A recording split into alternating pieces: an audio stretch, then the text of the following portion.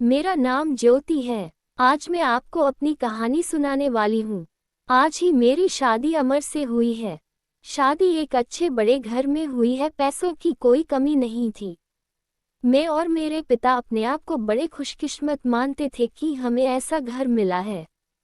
सभी रिश्तेदार भी कह रहे थे कि ज्योति के तो भाग खुल गए, किस्मत वाली है। हम लोग उनके मुकाबले कुछ भी नहीं है। पिताजी के पुराने परिचित होने के वजह से मेरी शादी उस घर में हो गई। शादी के बाद मैं पहली बार उस घर में गई। घर में जाते ही मुझे पता चला कि वो लोग कितने बड़े हैं। घर बहुत बड़ा था। पहली बार था जब उनका घर मैंने देखा था।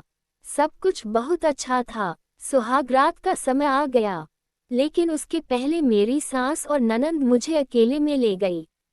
मेरे समझ नहीं आया, मुझे लगा कुछ बात करना होगी। उनके चेहरे उतरे हुए और डरे हुए थे, जैसे कि कोई बात वो मुझसे करना चाहते हो। मैंने उन्हें पूछा, क्या हुआ, आप दोनों इतने डरे हुए क्यों हो? मेरी सास बोली, बेटा हम तुम्हें कुछ बताना चाहते हैं, लेकिन तुम ये सुनकर हिम्मत रखना। साथ ही मेरी ननंद भी बोली कि अब हम जो तुम्हें बताने वाले हैं वो बात हम तीनों के बीच में ही रखना। ये बड़ा घर है, यहाँ बात फैलते ज्यादा समय नहीं लगता, और वो बात सबके सामने आ गई तो हमारे घर की इज्जत मिट्टी में मिल जाएगी। अब तुम इस घर की बहू और तुम्हें इस घर का मान रखना होगा। उनकी बातें सुनकर मैं सच में थोड़ा डर गई। मुझे समझ नहीं आ रहा था कि वो लोग क्या बोलना चाह रहे हैं। मैंने कहा, आप बताएं मुझे क्या बात क्या है। मेरी सास बोली कि बहू मेरा बेटा मर्द नहीं है। उनकी यह बात सुनकर मेरे होश उड़ गए।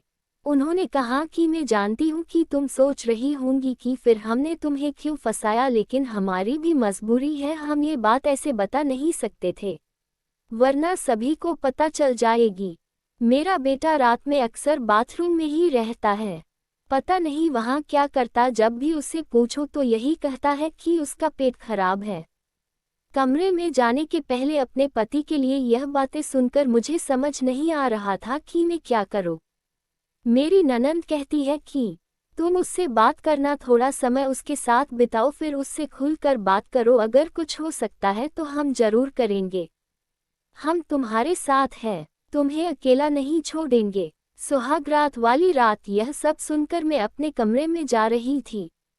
मुझे अब डर लगने लगा था। मैं कमरे में यही सब सोच रही थी कि मेरे पति अमर कमरे में आए।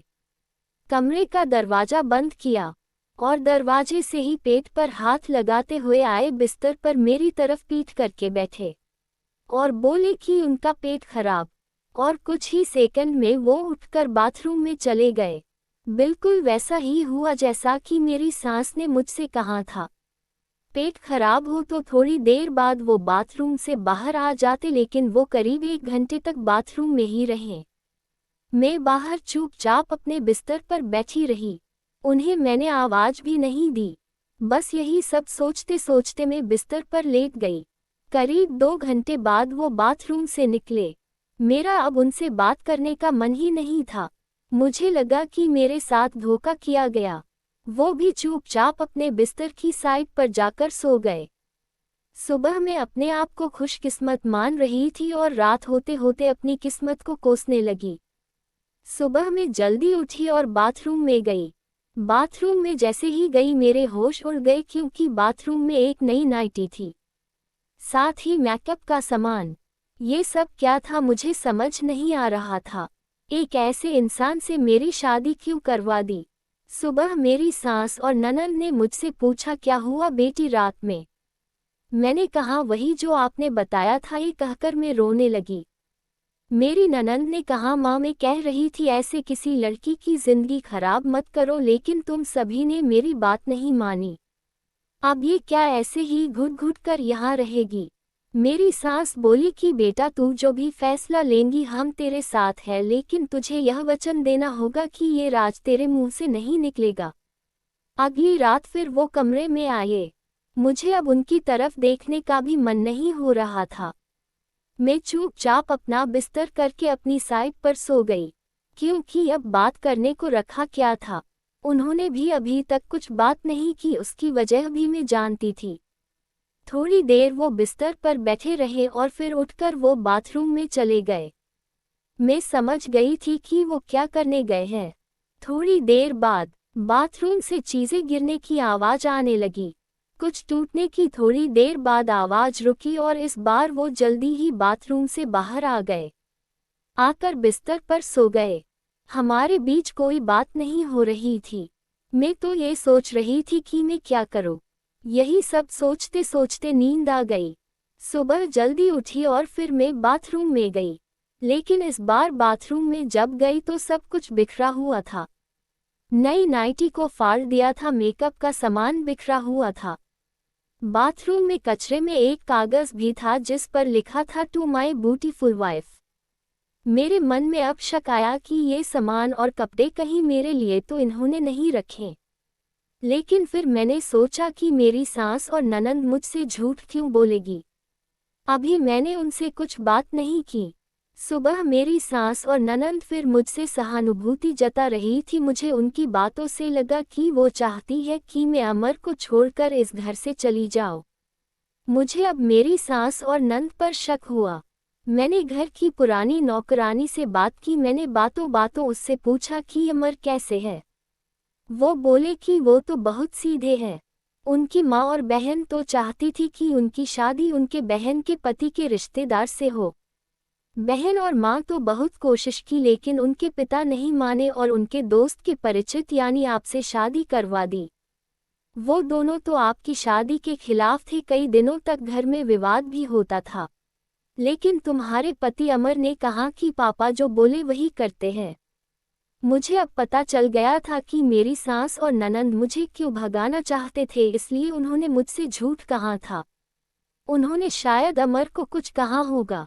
रात अब मैं अमर से बात करने का इंतजार कर रही थी। वो कमरे में आए तो उनका मुंह तो उतरा हुआ था। ये पहली बार था जब मैं उनसे बात करने वाली थी। उनके आते ही मैंने कहा, आप मुझसे कुछ बात करना चाहते हैं? वो बोले, अब बात करने को रखा क्या है। पापा का विश्वास था कि वो घर अच्छा है, इसलिए मैंने माँ और बहन की ना सुनकर तुमसे शादी की और तुमने सच छिपाया। मैंने बोला, क्या सच? सच कि तुम मुझसे शादी नहीं करना चाहती थी। तुम्हारी जिंदगी में अभी भी कोई और है। ये बात तुमने ही तो माँ को बताई थी।